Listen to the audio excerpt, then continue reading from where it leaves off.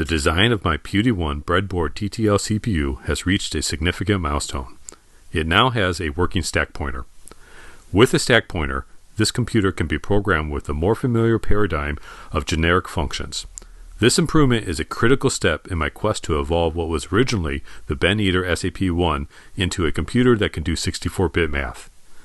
In this video, I'll go over the concepts and designs of the stack pointer and then demonstrate how to use it.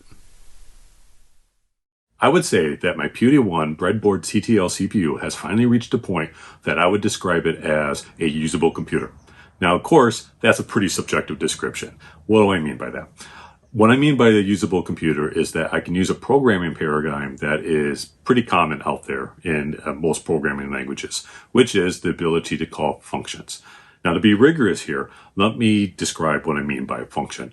A function is a generic piece of code that can be rerun multiple times. The second element of a function is the fact that you can pass it parameters, 0 or more parameters, which we usually refer to as arguments, that can alter the behavior of that code in a manner that you desire. The third element of a function is the fact that it does something, basically. It calculates a value and returns it, or it changes the state of the system.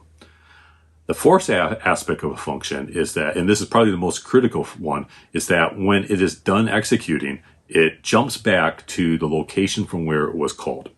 And that's the important element that allows you to do some of this generic programming that functions, writing these generic functions that can be called and reused throughout whatever program you're writing. So how do we do that? Now, up to now, my PUTEY-1 Breadboard TTL CPU could technically do it, but it would be very complex and kind of manual, if you will. And the way it would do it is this. Let's just say I have a bit of code that I want to call. Before I call it, I would have to save into a special place of RAM a return address that when it's done executing, and when this code is done executing, it would jump back to that return address. So the calling code would populate a return address, which is ostensibly would be the address of the instruction after the point of jumping to the function, and then jump to the function. The function would execute, it would do whatever it needs to do, and then when it's done, it would look at that special place in RAM to find the address that it needs to jump back to. Now, this gets a little bit more complicated when, let's say, that function I just called itself wants to call another function. Now, of course, the answer to that is maybe we add more locations in RAM where each function call can, or each time that you call a function, you can store yet another return address, and then you have some mechanism to keep track of which one's the most current one and how to kind of backtrack through them all in order to get back to the original calling point.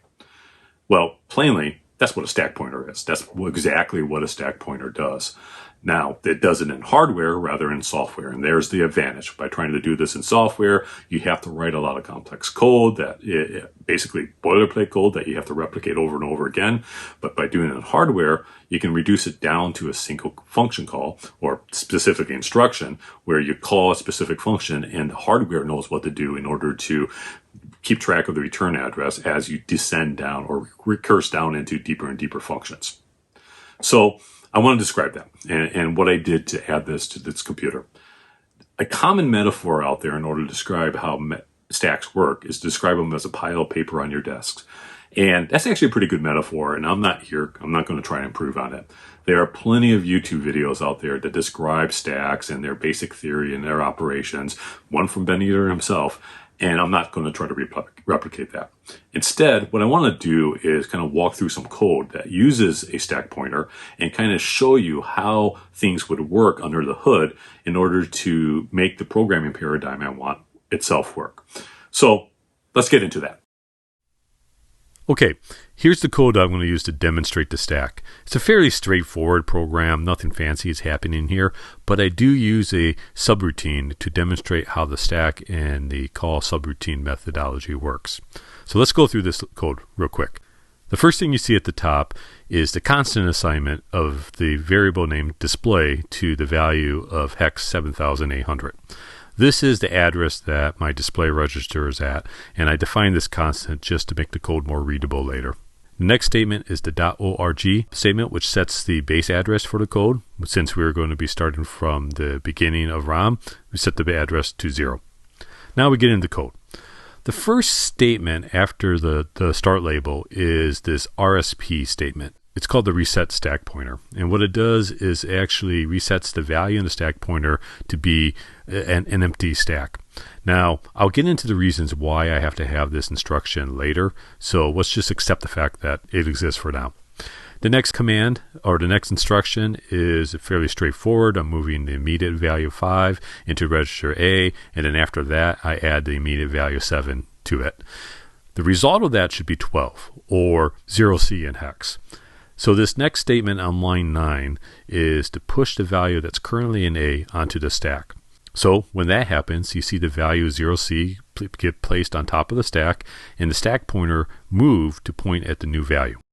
In my implementation, the stack pointer is always going to be pointing at the last inserted value on the stack. So right now the stack pointer is pointing at the first value on the stack, which is the hex 0C. After that, I move another immediate value of 42 into the A register. I subtract 15 from it, which results into the value of 27. And then I also push that value onto the stack. Another hex value of 1B, which is 27 in decimal, gets placed on top of the stack, and the stack pointer moves to point at the newly inserted value. Now, the thing I'll point out is that the last value that I placed in the stack, the 0C hex, has not been removed. It is still there. It's just that the stack pointer now points at the newest value placed in, which is this 1B hex.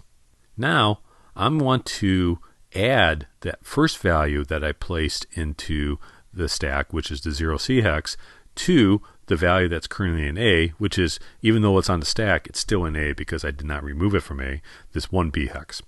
Now, this notation that you see here of add SP plus 1 is a offset notation. What it does is says it takes the address of SP, or the stack pointer, add 1 to it in order to get the value that you want. What that does is actually fetch the value that is 0C hex. So here I'm adding the value of 12, which is at stack pointer plus 1, so this value here, to the value that's still in A, which is the 1B hex, or the value of 27. This is going to result into a value of 39, which is 27 hex, and I'm going to push that onto the stack also. So now you see the stack has 3 values on it. It has the value of hex 27 at the top, 1B underneath it, and 0C underneath that. Now I'm going to call a subroutine. I'm going to call this add3 subroutine. If we skip down to the add3 subroutine, you see it does something pretty normal. It takes a value, and I'm going to get into what that's actually doing, adds 3 to it, and just returns that value. Now, how this call add3 actually works is what we want to place on the stack is the return address that should be executed after the subroutine is done, which is the next address here with this pop into display. So that address is hex 0011. And so we want to push that value on the stack. So that's what happens here. This call add3 will push the return address 0011 onto the stack. Since this is a 2-byte address, this raises an important design consideration for how the stack needs to work. When the stack pointer points to a multi-byte value, we want it to behave like any other memory address. Most notably, the address increments as we move in order through each byte in the value. The only way to do this is if the stack grows down. That is, each time you place something in the stack pointer decrements in value, and whenever you remove something from the stack pointer increments in value.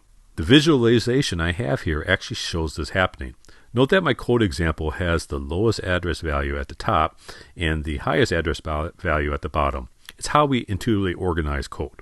Then, this visualization of a stack gets the decreasing address aspect right. You'll notice as they place more things on the stack, they get placed on top of the last one, which, in line with the code orientation, is a decreasing address value. The bottom of the stack is the highest address value, and everything new placed on top of it has a decrementing address value. Okay, so this call add3 also has an immediate value being the address at which we want to jump to in order to go to the subroutine. You'll notice it's in little endian order in the bytecode, and the address is 0017.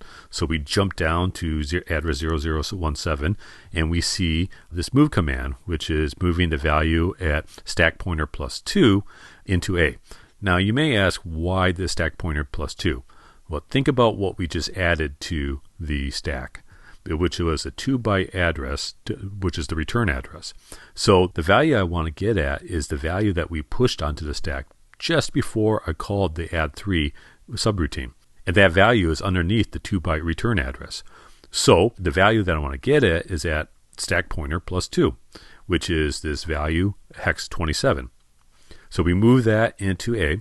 We add 3 into it, which at that point becomes hex 2A, which is 42.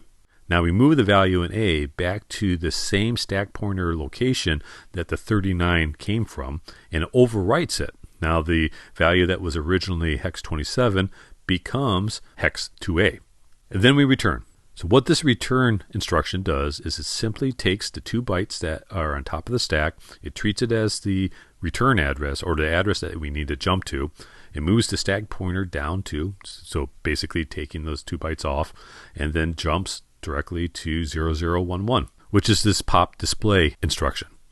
Now what a pop instruction does is it removes a value from the stack. Now when you remove a value from the stack, you can either move it into a location or just delete it altogether. Here I am moving it into a location. I'm moving it into a location that is represented by the address that the constant display represents. So effectively, I am popping the address that's on top of the stack right now, which is hex 27, into the display register. After that, I simply pop twice with no destination, so effectively I'm just deleting these values, and you find that the stack is now in its original condition with no values in it. My final statement here is simply to halt the program.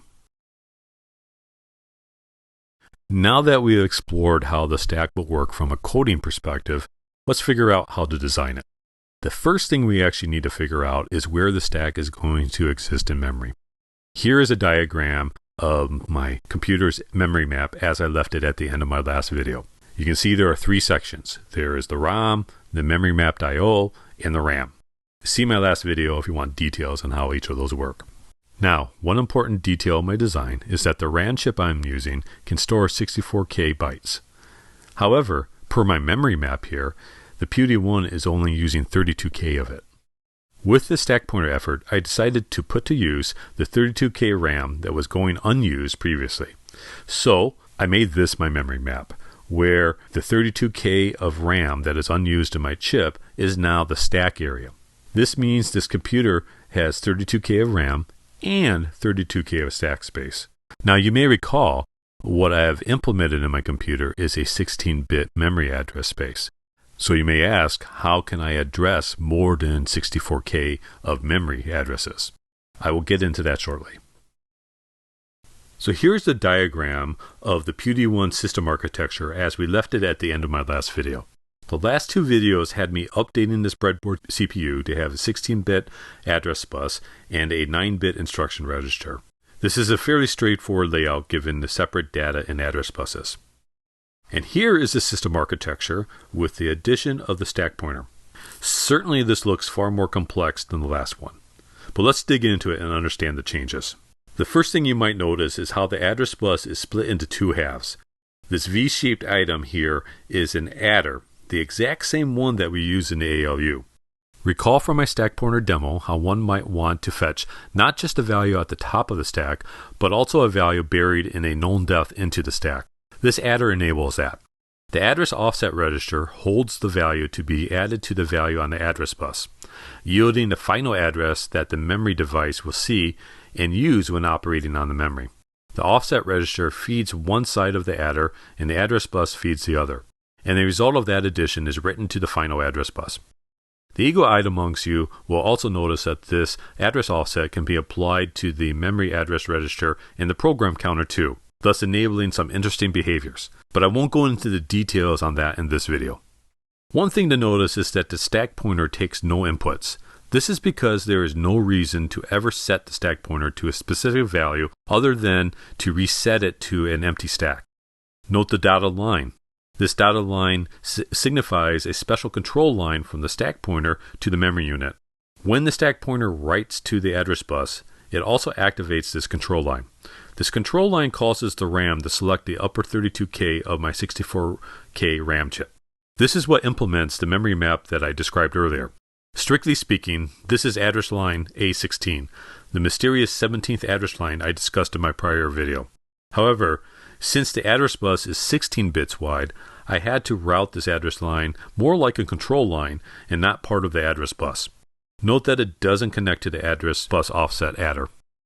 Finally, note that a program counter can be set with either data from the data bus or the address bus. This was done to make the call subroutine instruction work. Without getting into the minutiae of details, the basic issue that I found was that if I want to make a call subroutine instruction work, I needed either more than 8 steps in the instruction step counter, or I needed to be able to set the program counter in 1 step from the address bus. I went with the second approach. I did think about generalizing this a bit, that is, making any of these 16-bit registers settable from either the address bus or the data bus. But this would have required more chips and more wires than I desired to do. Maybe I'll do it later when I move the CPU into PCBs. Okay, let's review the schematics for some of the key components of this stack pointer build-out. First is the stack pointer itself, which is what you have here. The stack pointer is a pretty simple module. Basically, it's 4 74LS169 up-down counters tied together to form a 16-bit register. The outputs of these registers are arbitrated to the address bus by 74LS245 bus transceivers. So when I enable the 245 bus transceivers, it will write the value in the register to the address bus for use downstream. One thing that is interesting about this implementation is that recall that we want our stack pointer to grow down from the high value. And in my case, the high value being FFFF. So when the stack pointer is reset, I want its value that it contains to be set to FFFF. To do that, what I've done is I've tied the inputs of each one of these 169s to high. And then in order to reset the stack pointer, I just load the input value into the register and it sets it all to FFFF. Now, the downside of that is that operation of loading a value into the register is something that has to happen on a increasing clock signal. And so I've had to write an instruction, and specifically the instruction that it put into my instruction set is RSP, reset stack pointer.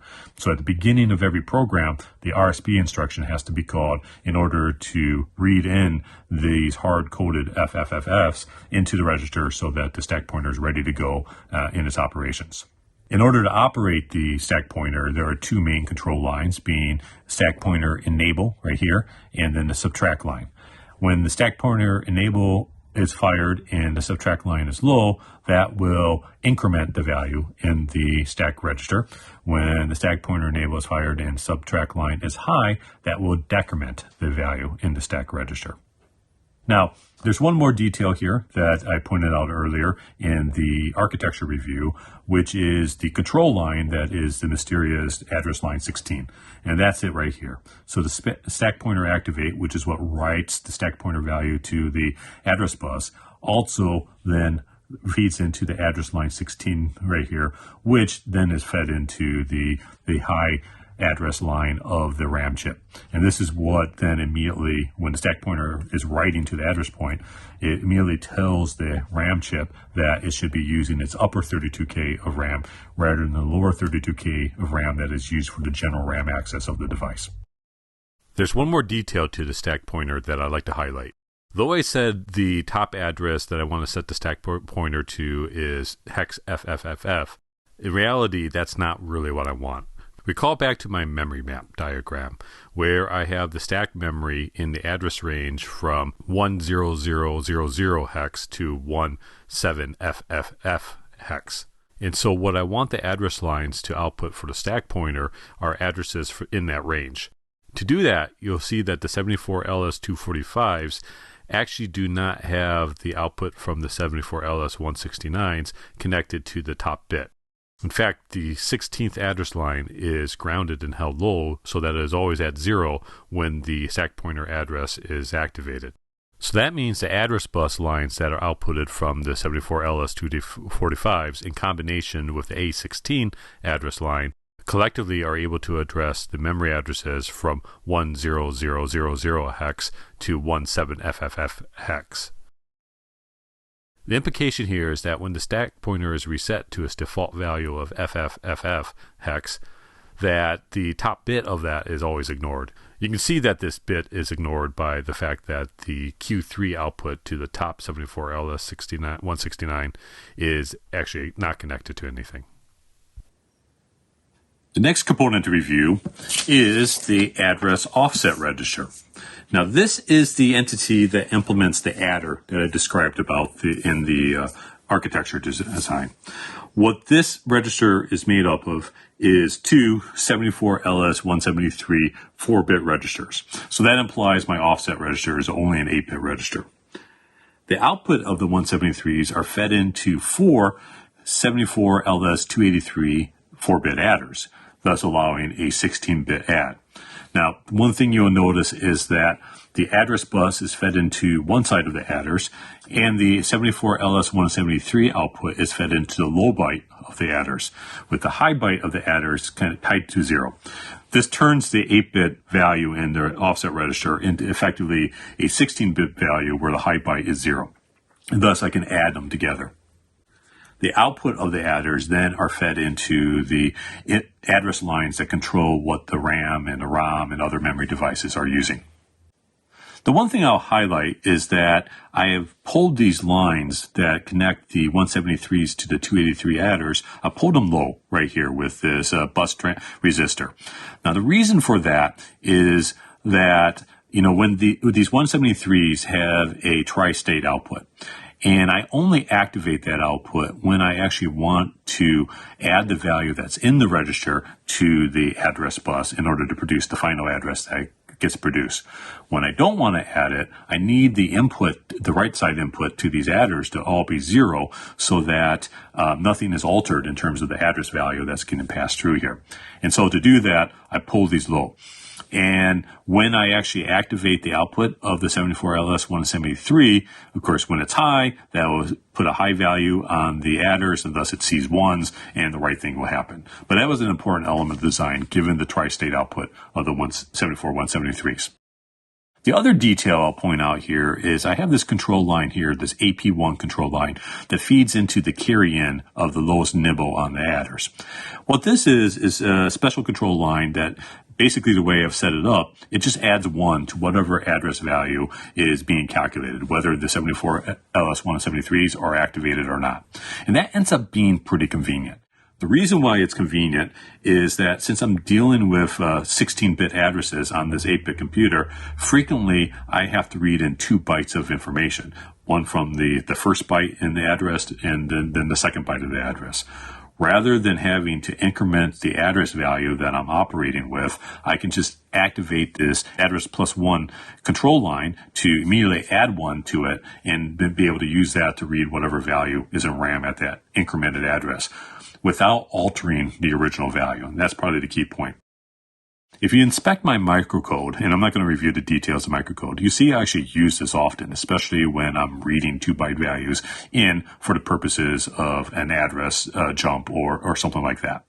So the final component I want to review is the changes I had to make to the program counter. Now, as I mentioned earlier, because of the limitations of an 8-bit bus and an 8-step counter, I had to introduce into the program counter's design the ability for it to set its value from either the value that's being written to the address bus or to the data bus. To do that, I've had to add these 4 74LS157 line selectors. And basically this control line, this DSS control line here, controls which set of lines, either the address bus or the data bus, that the program counter is going to be set by. If it's going to be set by the address bus, these values just get passed through to their corresponding 74LS161 counters that I use for my program counter. Everything down here is the same as it was previously. Only thing that's different is up here. Now, if this DSS line is low, then this logic here determines whether the program counter is going to be set in its low byte or its high byte from the data bus. As you recall, the way I've implemented these 2-byte registers for addresses, when you want to set it from the data bus, you have to set the high-low control line according to which byte you want to set. And so all this logic does is take the input of the program counter in, the high-low line, and the data source select, and depending on its combination, says where the data is coming from and which of these bytes are going to be read in. As I mentioned, everything else down below is still the same as it was previously.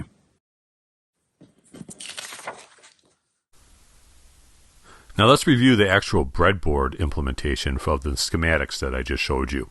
Up here in the upper left is the start of the show, which is the stack pointer, signified by these orange LEDs here that tell you the value that's currently in the stack pointer.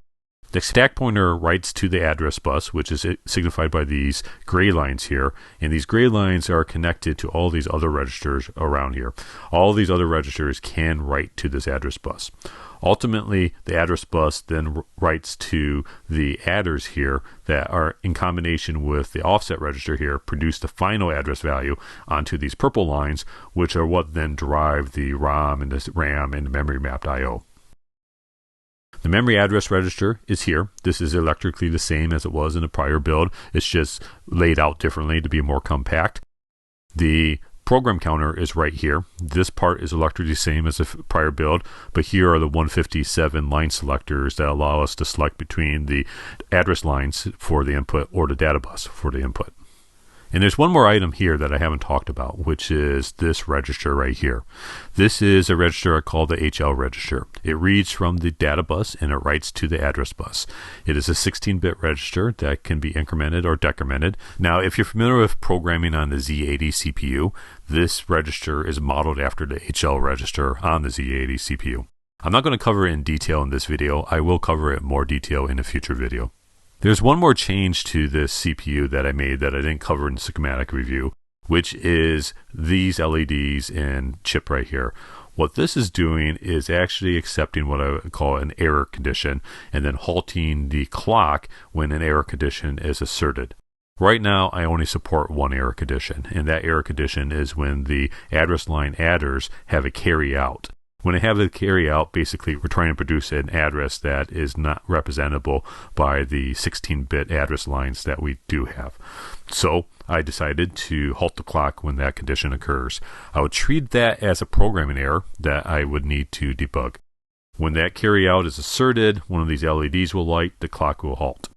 I do want to implement a few other error conditions, but I haven't done the work to do that yet. With the addition of the stack pointer, there is a significant amount of microcode to add for all the new stack-oriented instructions and the ability to interact with existing instructions. I'm not going to talk about everything, but I would like to point out the microcode for how the call subroutine instruction works. Here is the microcode itself. However, I do think it's better to explain it using the architecture diagram that I previously showed you. The first step is to activate the program counter to be able to read the next instruction from memory and then writing that instruction value into the instruction register. Now we need to load the immediate value into the memory address register. This is done in two steps by activating the program counter and reading the memory value at its address into the memory address register, one byte at a time. At this point, the program counter points to the instruction after the call subroutine instruction. We want to push this value onto the stack. Since we need to preserve the right byte order, the first byte of the program counter we need to write to the stack is the high byte. This is done in two steps, where we write the high byte of the program counter into the temp register, and then write that temp register value to the next stack address, which is done by decrementing the stack pointer value. The second and lower byte of the program counter is now pushed onto the stack using the same two-step process we used for the high byte. Now we are 7 steps into this instruction, and we need to copy the subroutine address, which is currently being stored in memory address register, back into the program counter in order to effect a jump to that subroutine. This is where I was forced to make a decision on whether to add more steps to the step counter or make the program counter be able to read from the address bus. If I were to copy the value in the memory address register via the data bus, it could only move 8 bits at a time, thus requiring 2 more steps to do that copy into the program counter, for a total of 9 steps overall for the instruction. But my step counter can only do 8 steps per instruction. This is why I added the ability for the step counter to read from the address bus in 1 step. Therefore, the value stored in the memory address register, which was the immediate value from the call instruction representing the address of the subroutine to jump to, is now transferred over to the program counter and the jump is effected. Okay, so that's the microcode. So let's go on and look at the changes I've made to my assembler. As a reminder, I've written my own assembler for this project, which is actually generally usable for any ISA that you would want to set it up for. It's called BespokeASM, and I'll put a link to the GitHub project to this down in the description down below. Now, I had to make two changes to the assembler in order to bring out the features of the stack pointer and be able to fully leverage them in my code. One of the main changes I made was adding the ability to include other files in any assembly file. This would allow me to create basically libraries that I can include in any program when I want to compile it and build the ROM image for it. For example, I could create a math library, or in the future when I have a display, I can create a display library. So that was an important feature for the ease of management of code and be able to build larger and more complex programs. The other change I made was the ability to create local and globally scoped labels. This is useful when you're creating a larger program and you don't want to expose the internal subroutine or variables to code outside of the source file. Also, it'll allow you to create local labels within any function. You won't have to worry about those label names colliding with any labels used in another function. Also, while we're here, I would like to point out that all the changes that I made to my breadboard CPU are documented here in my GitHub repository, and I discuss the details of every design element in much more detail than what I'm going over in this video here. If you'd like to review it, the link to my GitHub repository are down in my description. So let's go over some example code that I'm going to use to test out the new stack pointer on my CPU. As I've done in previous videos, I've used the factorial function as a way to kind of test the CPU to make sure various features I've implemented are actually working. I'm going to do the same thing here. What you have here is a factorial but implemented in a recursive algorithm. Recursion is a method of programming where a function calls itself in order to affect the same kind of pattern over and over again. The factorial algorithm is very suited to be done in a recursive manner due to the fact that the value of n factorial is equal to n times the factorial of n minus 1. So that's effectively what this code is doing.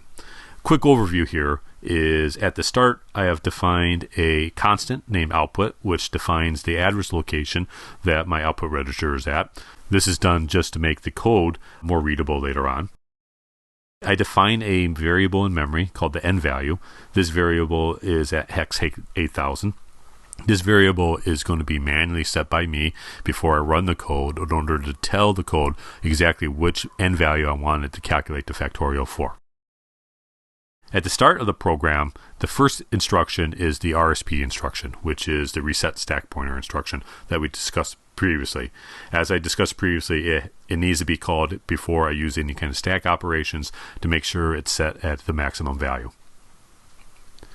Next, I initialize the output register to 0, and then I push the n value onto the stack and immediately call the factorial function in order to calculate it. Now, you look at the way I've defined the factorial functions interface. Basically, the argument or the n value that I want to calculate the factorial for is pushed on the stack, and the results are returned in register A. So after return from the calc factorial function, I pop the value that I put on the stack, which is the n value. I don't need it anymore, so I want to return the stack to its original condition before I called the function, and it's done by popping it. Then I move the value that's in the A register, which is the results of the factorial function. I move it to the output register to display the results, and then I halt. And that's at a very high level, it's the program. Now, digging into the actual function, the calc factorial function, you can see what I do here. First, I move the n value, which is now at stack pointer plus 2. This is something we discussed earlier in this video as to why it's at stack pointer plus 2 right now. I move it into the A register. The first thing I want to do is to check to see if the value in the A register, which is the n value, is equal to 1 or not. If it's equal to 1, then I know I'm at what is called the base case in my recursion. I don't need to recurse down any lower because there's no such thing as a factorial of -1 or -2 or anything like that. Hey, Future Michael here. I'm sitting here editing the video and I realize the assertion I just made that there is no such thing as a factorial of -1 is wrong.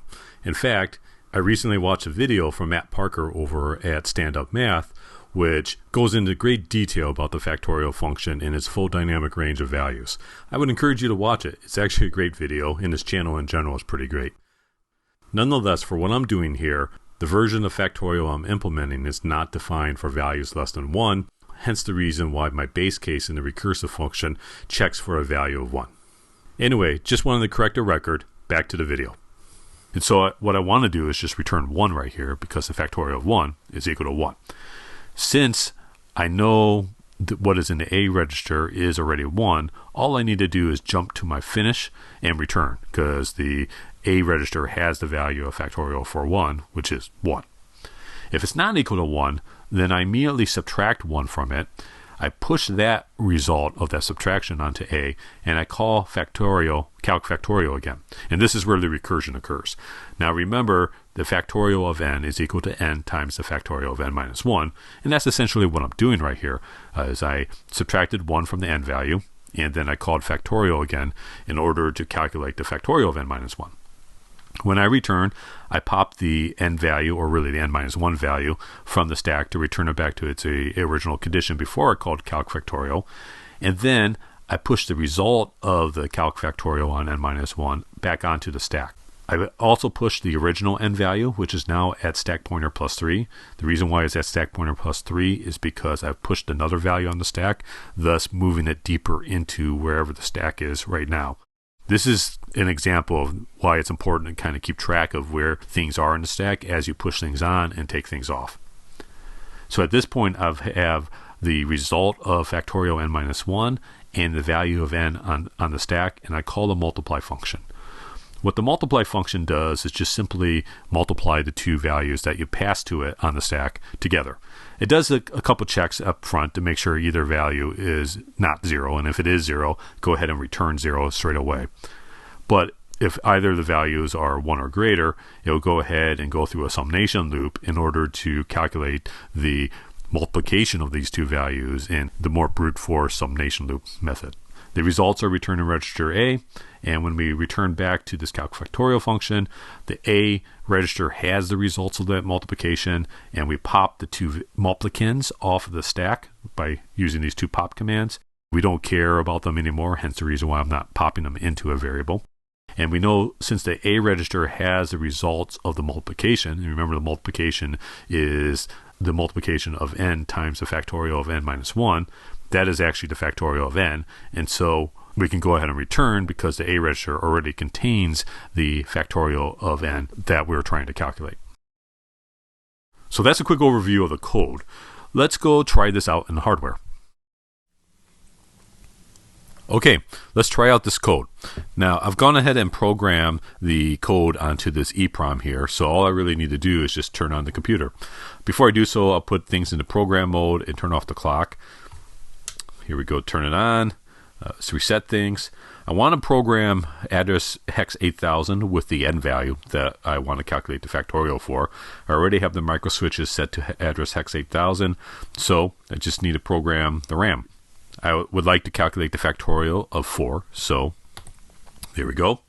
And now let's put this into run mode and turn on the clock. And there it goes.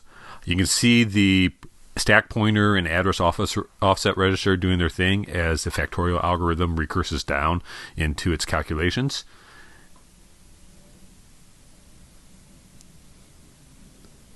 There we go. The factorial of 4 is 24. Let's go ahead and try another value here. I want to calculate the factorial of 5, which is the largest value that you can calculate in 8-bit math. So let's program the 5 in, reset everything. Let's speed up the clock. Just do this quickly, and here we go. Factorial of 5 is 120. Great, looks like everything is working. So there we have it. I have added the stack pointer to this computer, and well on my way to my goal of being able to calculate 64-bit math with this breadboard computer. Now, I need to do a few more things before I can say my goal has been accomplished. First, I need a new display. The current display register, which has survived since when this breadboard CPU was the Eater SCP-1, can only display 8-bit values. I need a new display that will allow me to display 64-bit numbers and other arbitrary text. The second thing I want to do is to update the arithmetic logic unit. The most glaring issue that I need to implement is an add with carry instruction.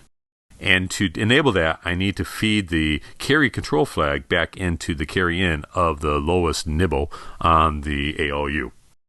I also want to implement the hardware needed to do shifts both left and right. The reason for that is using bit shifting makes multiplication much faster than doing addition loops. I also want to enable the basic logic operations and, or, exclusive or, and so on. And finally, I want to enable the ability to arbitrarily test a specific bit of a value being written to the data bus to determine whether it's 1 or 0.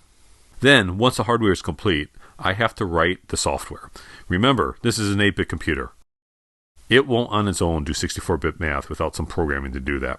These projects and videos will be forthcoming, but as I've usually stated, don't expect them to come out fast because, I do this in my spare time. If you have any questions or comments about what I discussed in this video, please do share them down below. I would love to hear your comments. I'd love to get your feedback. And if you want to see more of these videos, subscribe to my channel so that you'll get notified when I do release updates to this project. Until next time, thank you and goodbye.